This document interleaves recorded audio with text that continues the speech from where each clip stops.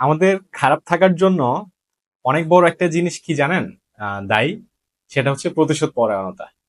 আমরা যত বেশি প্রতিশোধ পরায়ণতার চিন্তা মাথার মধ্যে ঘুরাবো, প্রতিশোধ নেওয়ার চিন্তা মাথার মধ্যে ঘুরাবো, তত বেশি আমরা আসলে খারাপ থাকবো।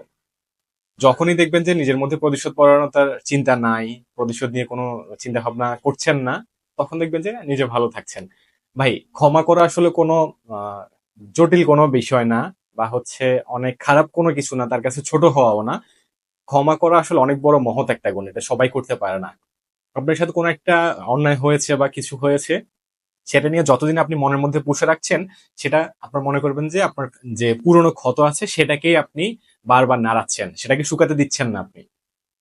সেটা শুকাতে দিলেই কিন্তু আপনি ভালো হয়ে যাচ্ছেন, কোনো ব্যথা ফিল করবেন না আর, বরং ভালোই হবে আর কি। এখন আমরা প্রতিশোধের যে নেশা আমাদের মধ্যে ধাউ ধাউ করে জ্বলে বলি আর কি, সেটা করতে গিয়ে আসলে আমরা নিজেদের ক্ষতি করে ফেলছি। ওই যে ক্ষতটাকে আমরা বারবার খোঁচাচ্ছি, নাড়াচ্ছি, এবং এই জন্য আমরা ভালো থাকতে পারছি না। তো প্রতিশোধ পরায়ণতা থেকে আমরা যদি বের হয়ে আসতে পারি, আই থিঙ্ক আমরা ভালো থাকতে পারবো। Thank you.